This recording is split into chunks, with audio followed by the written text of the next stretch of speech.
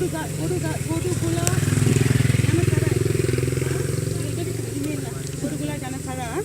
Okay, this happened in the the reason attack happened is from the congregation of the BBS, Bodugula Sena, in the Alusgama and Berimala state. The southern state dominated by the Sinhalese people.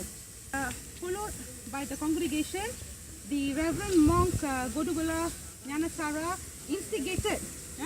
Dia menaikkan lagi kemarahan kaum Sinhala terhadap minoriti kaum Muslim untuk menepikan mereka membuang barangan makanan yang dikatakan halal ke tanah.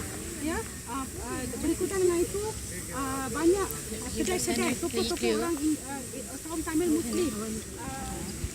Okay.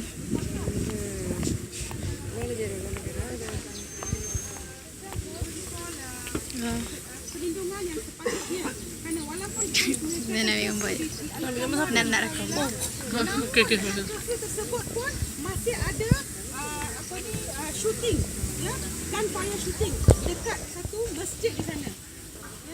And yang diberi curfew adalah kepada minoriti Muslim saja, tapi yang lain boleh berleluasa. So apakah perlindungan yang telah diberikan kepada kaum minoriti Muslim? Kenapa? Setahu saya, kerajaan Sri Lanka adalah satu kerajaan yang even menentang protes daripada student untuk mengikuti satu march ataupun protes daripada trade union. Macam sini kita boleh buat trade union punya protes semua, tapi kerajaan Sri Lanka menentang, melarang even the trade union punya protes, even student protes.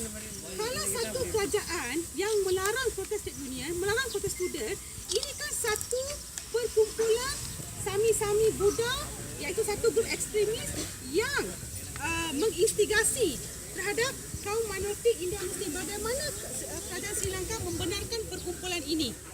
Satu tambahan saya. Lagi satu, penindasan Sri Lanka satu kerajaan yang mempunyai pelbagai etnik dan pelbagai agama, seperti Malaysia. Di sini kalau kita tengok kerajaan kita di bawah kepimpinan Perdana Menteri kita bebas mengamalkan budaya, tradisi, kepercayaan agama, mendidik anak-anak kita di agama kita, dan lebih kurang sama itu diberikan kepada semua kaum.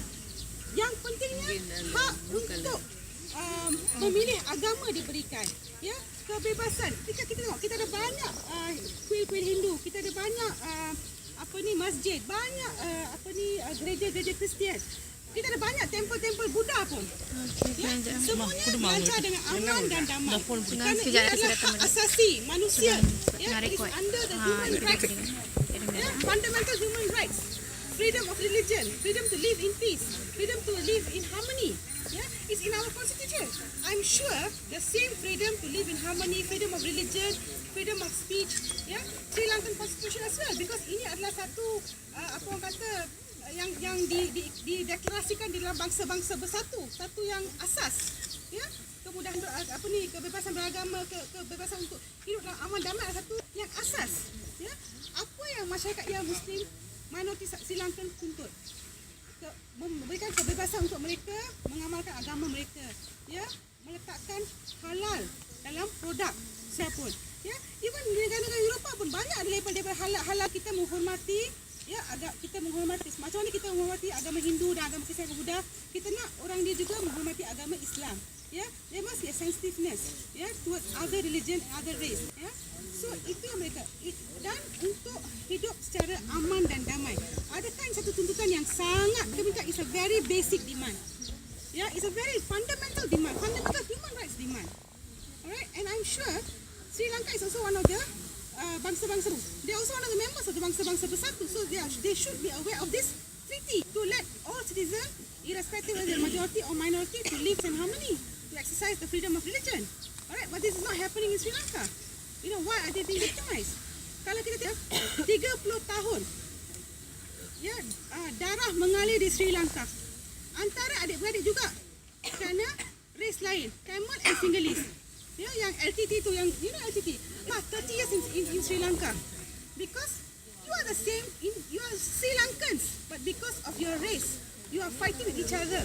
100,000 people was killed. 100,000 orang terbunuh ya dalam 30 tahun.